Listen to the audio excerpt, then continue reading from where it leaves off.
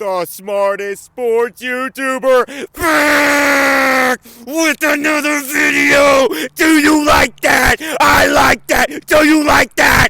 Do you like that? Joseph Lee Burrow beats the shit out of the Pittsburgh Steelers. No Jamar Chase. He's on the case. It's okay. He doesn't need Chase. He still got it.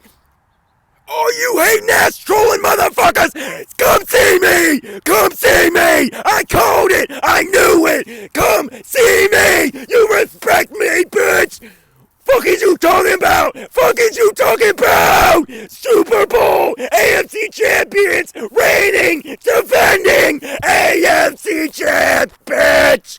Come see me! What you thought? You thought this team would fall off? Go fuck yourself, bitch!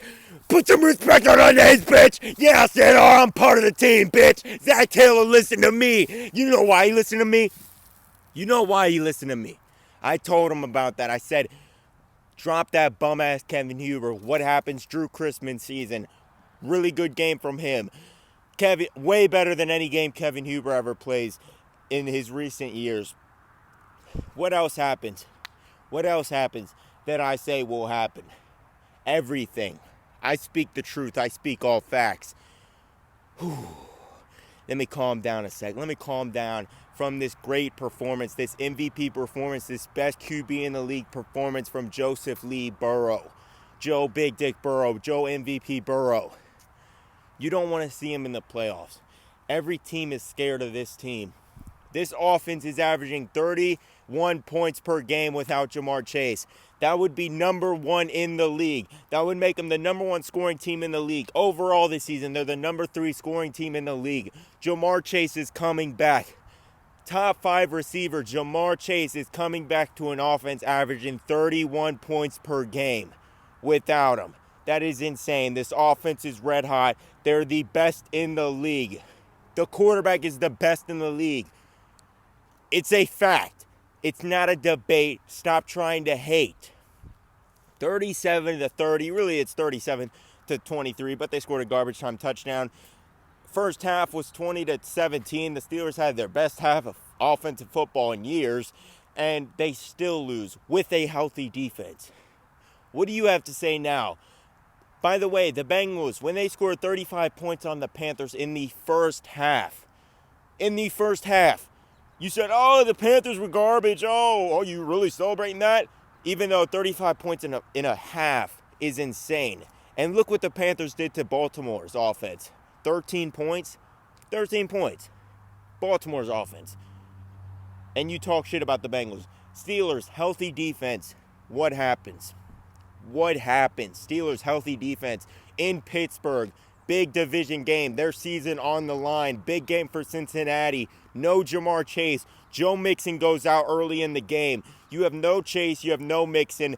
And guess what happens? Samaje Perine, Trenton Irwin. I guess they're the new guys that so-called carry Joe Burrow. I guess the elite receiving duo of Samaje Perine and Trenton Irwin are the ones carrying Joe Burrow. Now, I guess that will be the new narrative. I tried to tell people.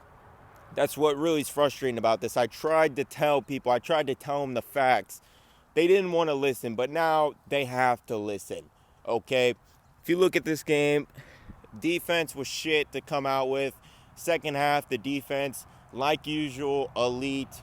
Obviously, with no Chidobe Awuzie, they're not going to be nearly as good.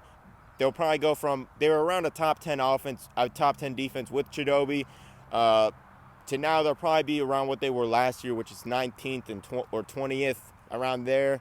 So this offense is going to have to carry more. This offense is going to have to do a great job, and that's what they've been doing for weeks now. Zach Taylor, great game.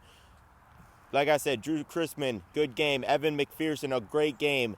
Clark Harris, the best long snapper in the league, is back. Evan McPherson is money. For all the people that were saying, oh, you can't have Drew Christman in there because of holding. You really don't think Drew Christman's spending time practicing holding a football? You think he really can hold a football? The most important part about that is the long snapper, and Clark Harris is back, so he's going to give him perfect snaps. He can easily hold it. Evan McPherson was money. There was a point in the game where it was 24-23. It's a 1-point game. It's a 50-plus yard field goal in the wind in Pittsburgh, a really hard place to kick, and Evan McPherson drills it. And that's a huge moment. Those are the biggest moments for kickers, because if you look at it, it's a 1-point game late in the game. You can either go up by 4, force them to have to score a touchdown to take the lead, or you miss the field goal, they get great field position, a couple first downs, and they're in field goal range, and they get the lead. So those are the biggest plays for kickers, and that's where Bengals have lost games in the past with kickers like Mike Nugent or Randy Fat-Ass Bullock. So, yeah, great. Evan McPherson bounces back. Like I said, elite kicker. Joe Burrow just probably his second most impressive performance in his career, behind the first game where he threw for 446 yards, 4 touchdowns, no picks against the Kansas City Chiefs, who were playing for a number 1 seed, while the Bengals were playing to clinch their division and a playoff spot. So behind that, I mean, I know he's had some games with way better numbers than this. I mean, those 2 picks really do hurt his numbers, even though those picks weren't his fault at all. They were insane interceptions, and that's another thing. Every time the Bengals play Pittsburgh, Joe Burrow plays Pittsburgh, they make some impossible, just tough-ass any balls they can get their hands on, they catch somehow. Meanwhile, I watch Pittsburgh in primetime with no TJ Watt, by the way, have 4 easy-ass interceptions chances against Tua, right in their hands. Literally hit them right in the chest or right in both hands, and they still can't catch it. Tua ended that game with 0 interceptions. Meanwhile, Burrow has 4 interceptions the first game on a couple really hard picks. And this game, I mean, both picks were just flukes, were just freak-ass picks. TJ Watt jumps up on the second one. Somehow he intercepts it, falling to the side, catches it across his face, like 5 feet away. Somehow he catches that. And by the way, that play would have been a big play to Tyler Boyd for at least 10 to 15 yards. It was Boyd had his man beat. Joe Burrow was hitting him in stride. So that was a big play by TJ Watt. And then the first pick was Joe Burrow throws it. It gets tipped. Somehow, by the way, this was another reason why I know I'm part of the team and Zach Taylor listens to me. Michael Thomas is cut. His bum ass is out of there. Finally got cut. Finally is out of there. And on that play, and probably a reason for that is on that first interception, Joe Burrow's targeting Michael Thomas. He has the corner on his back. And somehow the ball gets tipped. Somehow Michael Thomas lets the corner who's behind him react faster, dives, and makes the interception. And somehow the cornerback catches it, maintains control through the ground. He wouldn't do that against anyone else, but somehow he does it against Burrow. So that was just unlucky from Burrow. Michael Thomas' bum ass finally off the team. Kevin Huber finally off the team. So, like I said, Zach Taylor does watch the videos. He does listen to me, and this is just more proof. And if you look at it, what else? The defense. I mean, the defense really wasn't that good. DJ Reader, it was his first game back. Limited snaps. I didn't really expect him to do much because, obviously, after a knee injury, after you miss some weeks, you're going to have to take some time to get back into a rhythm. So the defense as a whole really wasn't playing that good, especially in the first half. Second half, they picked it up. Cam Taylor-Britt had some very good moments and just very bad moments. I mean, in coverage, he wasn't the best, but you can tell when he's against the run, when he has to cover a screen pass, when he has to make an open field tackle, he's very physical, he's very athletic. He's going to be a beast in that. He just has to, I mean, there's just some miscommunications out there. He had one play where he was supposed to pass it off to Jesse Bates. Instead, he goes with the dude running a post, and he leaves his side. And then George Pickens gets a big play off of that. And also in this game, the offensive line, Jonah Williams, his best game of the season. He bounced back. Ted Karras has been a very good player all season. He's their best O-lineman so far, easily. Lyle Collins, he did all right. I mean, I saw a stat. TJ Watt was, on average, the furthest defender away from Burrow, but that could be due to TJ Watt. Once he realized Burrow was getting the ball out really quick, he wouldn't really pass rush as much. He tried to get in passing lanes, and they did have a bunch of tip balls, so that could be a reason why. So Lyle Collins, he played solid. He didn't grade well, but I'll just say he played solid.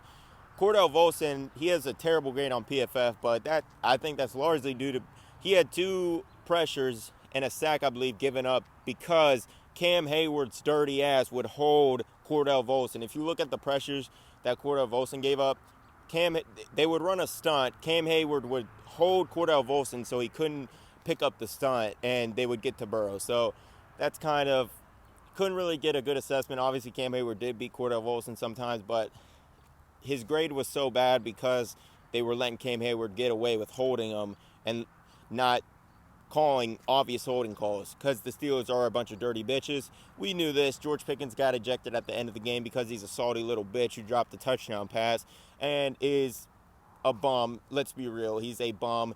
He gets glorified for blocking DBs. That's his best thing. He blocks DBs. Wow. Nice. You block DBs and you can make really good catches. How about you try separating more and you wouldn't need to make spectacular catches? But he can't do that. He is a glorified bum. He is a Jamar Chase. Just, if Jamar Chase broke both of his legs, broke his back, that would be George Pickens. So there is that.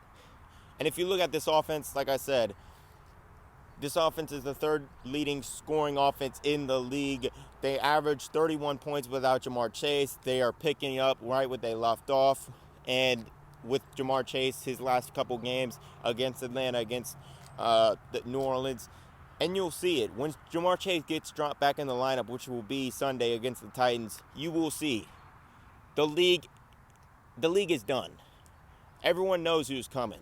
The reigning defending champs are coming. That's what it is. Bengals own the fucking Pittsburgh Steelers. Never talk about this being a rivalry. It's a one-sided beatdown.